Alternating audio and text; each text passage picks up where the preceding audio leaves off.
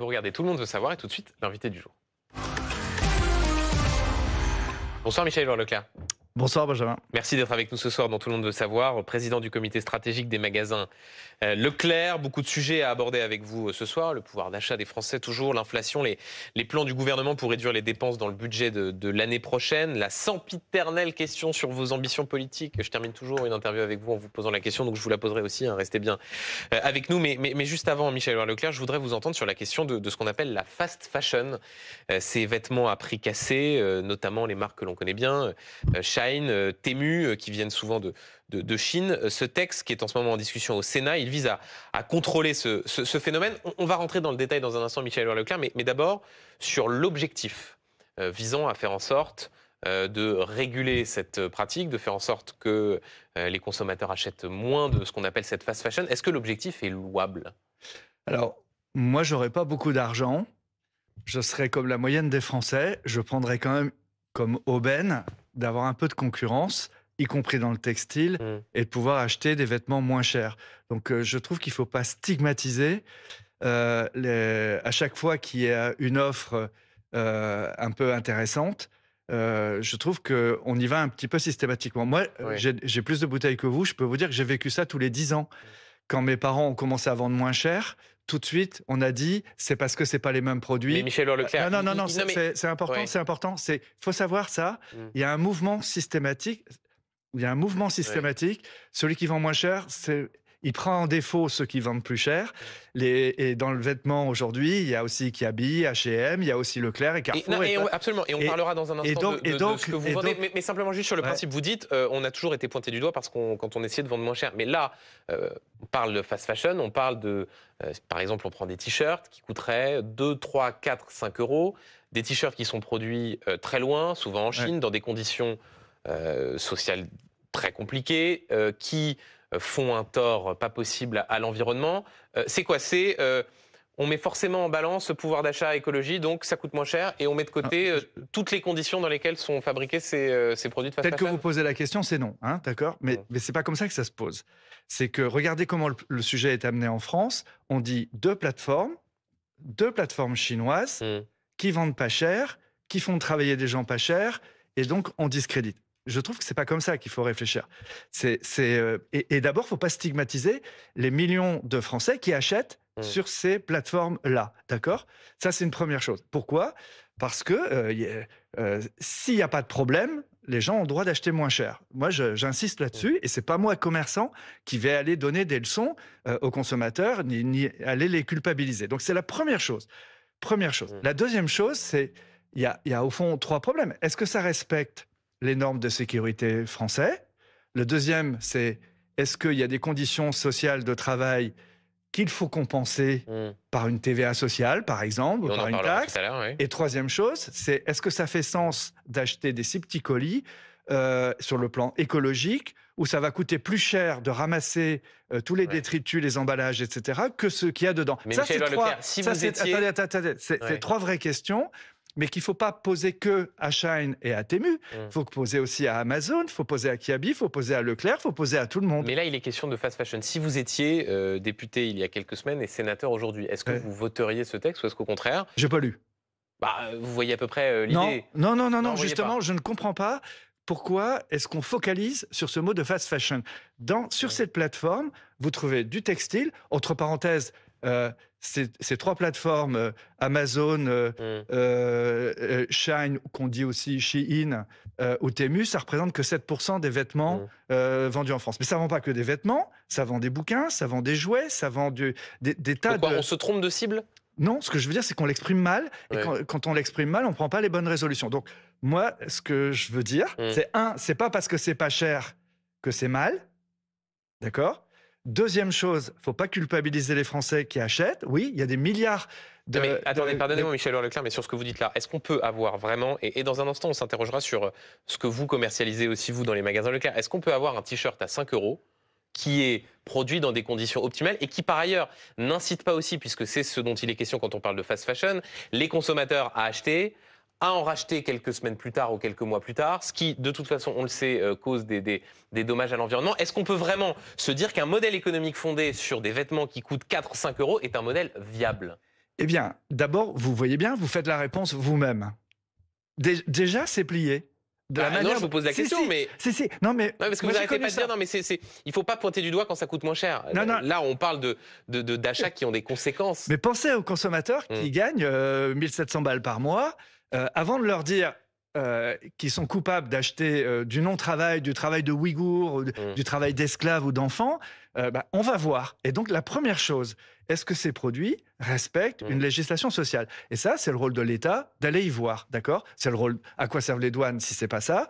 Ou même d'aller voir les intermédiaires qui les importent. Ça, c'est un premier sujet. Aujourd'hui, avant de dire que c'est comme ça, il faut aller y voir. Ok. Deuxième, et c'est pratique, c'est un sujet pratique. Il n'y a pas besoin d'une loi pour ça. La deuxième chose, c'est que si véritablement c'est fait loyalement, légalement, il faut regarder quand même si ça ne produit pas du dumping sur le marché français en concurrençant les productions françaises. Alors là, c'est pareil, on saisit l'autorité de la concurrence. On arrête d'en parler, il y a des institutions qui savent faire ça, au boulot. Vous voyez, le rôle des entrepreneurs en politique, ça peut être positif.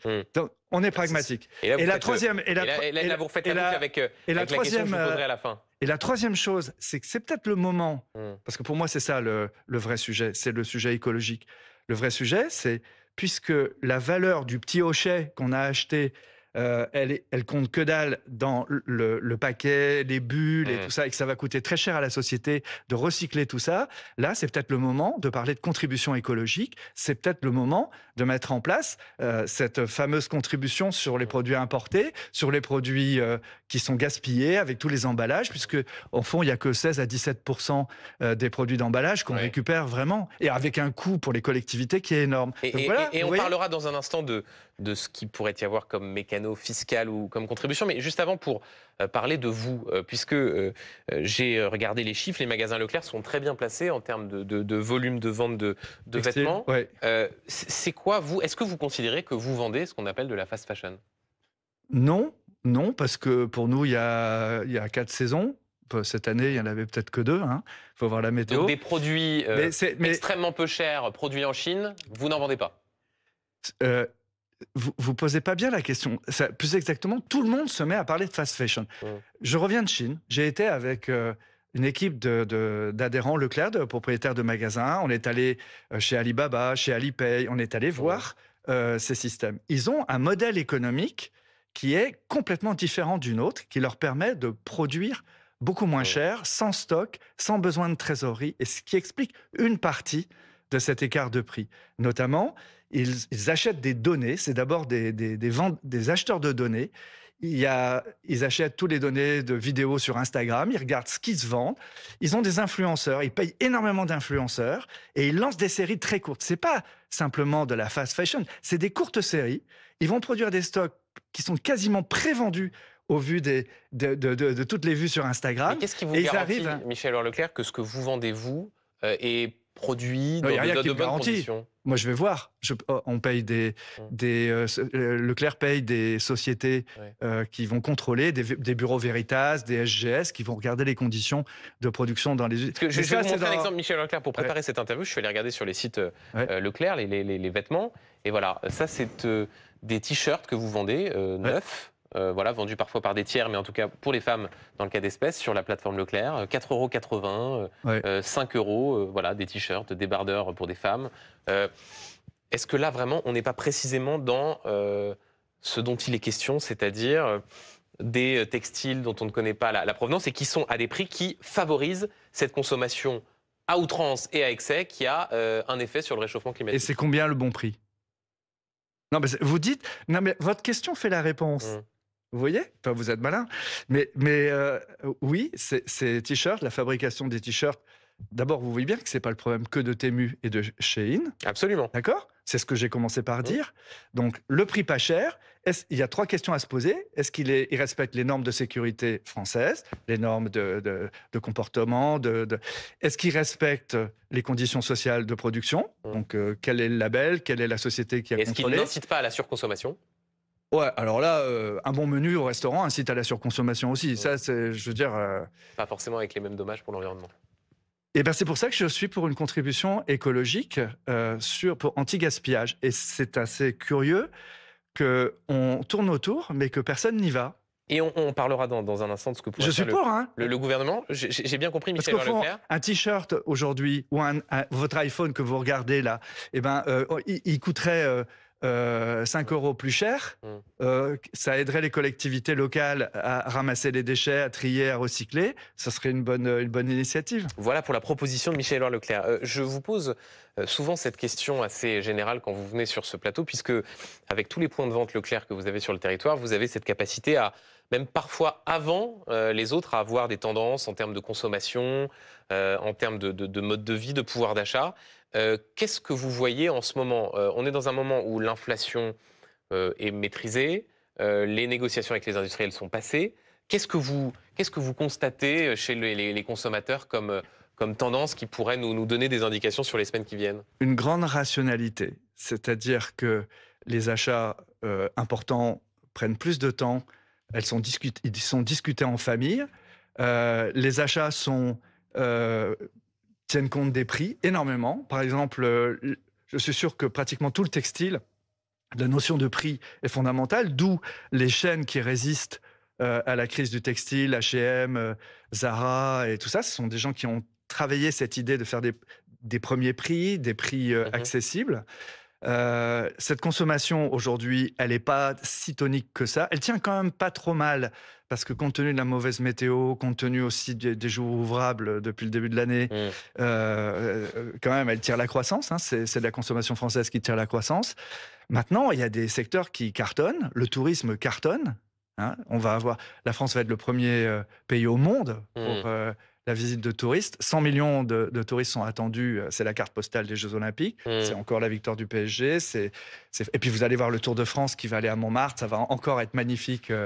Voilà, la restauration va y trouver son compte.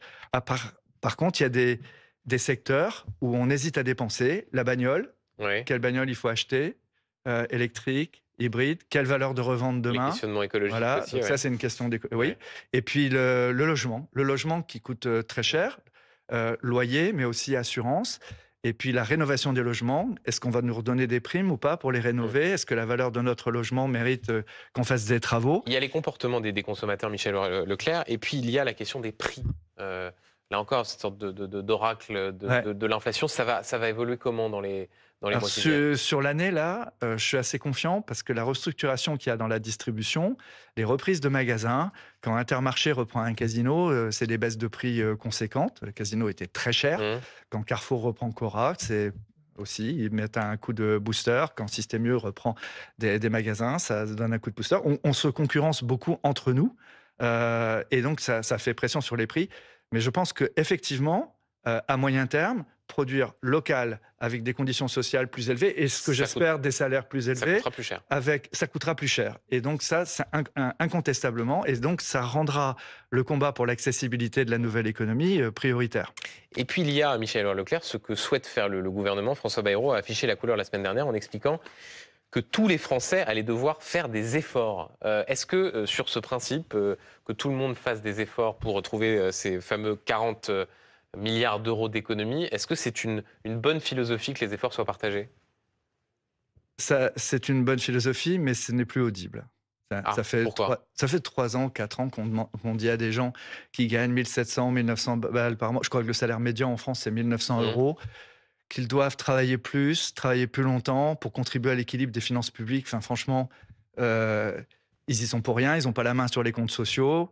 Ceux qui gèrent ça ne se mettent pas en responsabilité. Non, je pense que c'est pas un discours très audible. Je conseillerais volontiers à François Bayrou de partir plutôt sur un projet de développement que sur un référendum sur le budget. Oui, enfin, un projet de développement, d'accord, mais il y a bien 40 milliards d'euros d'économies à trouver. Si vous dites, c'est pas une bonne chose de dire effectivement à ceux qui ont des salaires très modestes qu'il va falloir contribuer, j'imagine que vous n'allez pas plaider, Michel Leclerc, pour que les entreprises participent davantage à l'effort général à travers une hausse de la fiscalité?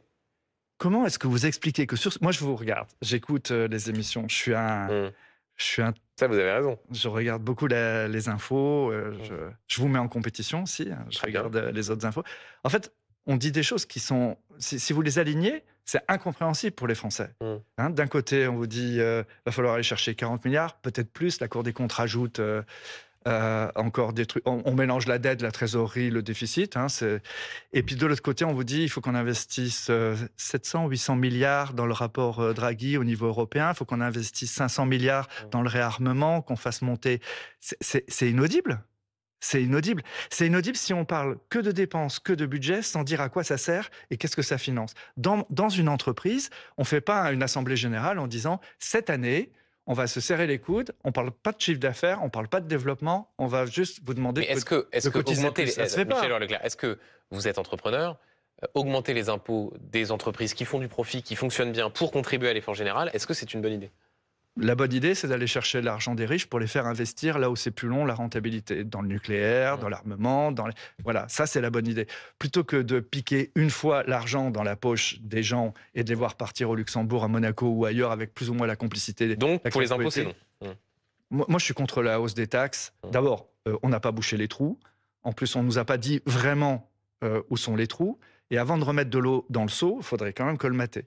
Et puis surtout, on a besoin d'argent.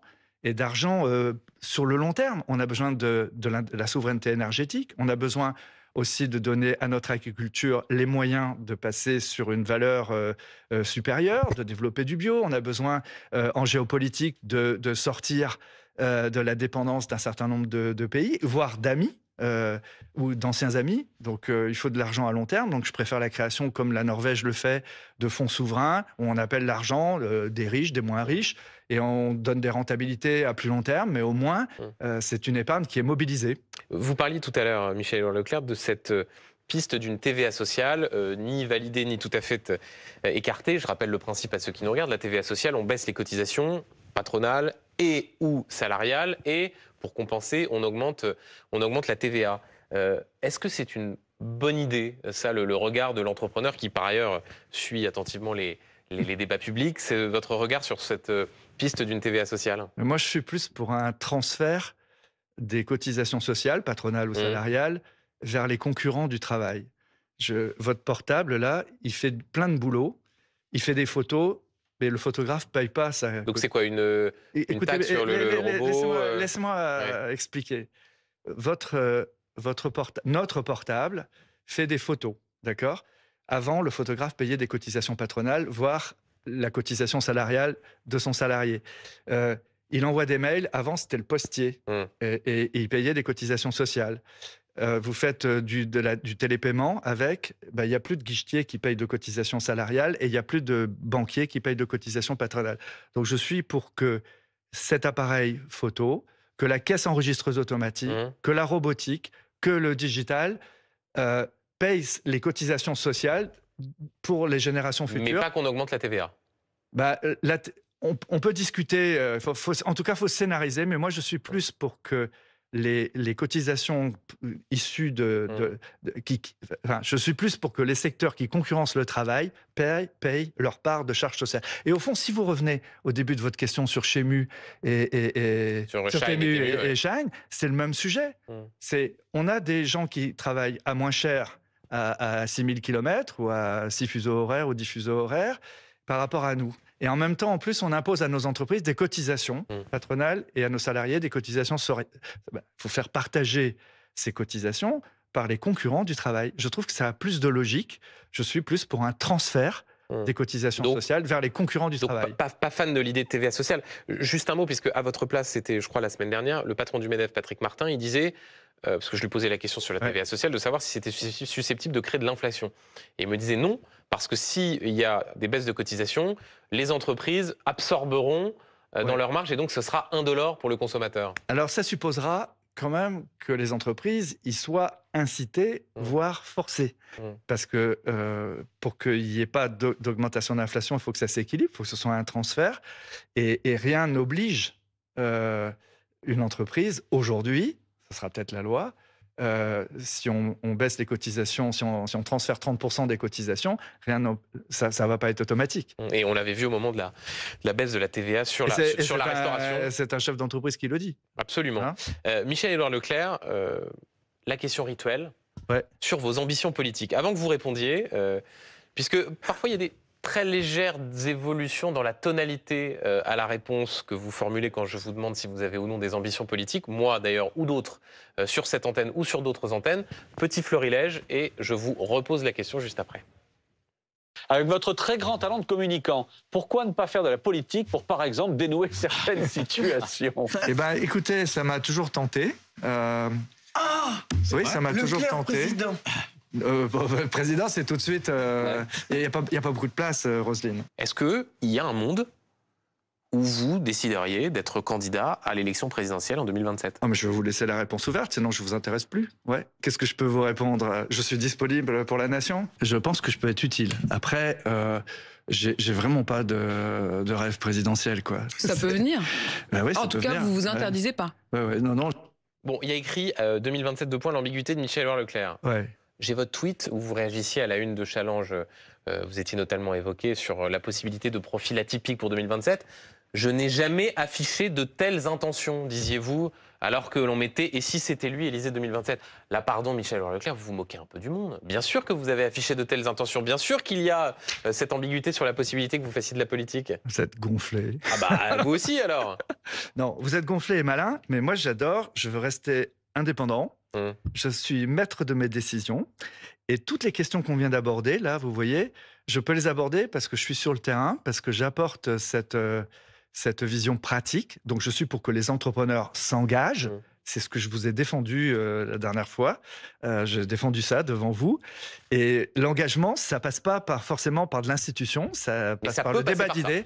Et ça pourrait passer par ça. Mais moi, ce qui me plaît, c'est le terrain, c'est de faire. Juste, Michel Leclerc. Et je le redis, et aux téléspectateurs, et pour que Benjamin l'entende bien, moi, ce qui me plaît, c'est le terrain. Vous voyez? Oui, mais ça, le terrain, quand on fait de la politique, quand on fait une campagne présidentielle, on peut faire du terrain. Juste, l'élection présidentielle, ce sera en 2027. Est-ce que vous vous êtes fixé une sorte de date à laquelle vous déciderez ou pas d'envisager une carrière politique? Je vous promets, Benjamin, si vous êtes le premier du Hamel à être candidat à la présidence de la République, je viendrai vous voir et vous conseiller. Écoutez, moi, c'est pas mes ambitions, mais je vois que vous ne répondez pas. Donc, comme quoi, le 2027 2 points, l'ambiguïté de Michel Leclerc, le tout sous le regard amusé et intéressé de Thomas Legrand, qui chronique la politique et qui aura peut-être l'occasion de faire des papiers dans Libération sur la campagne présidentielle de Michel Leclerc. Merci d'être venu nous voir.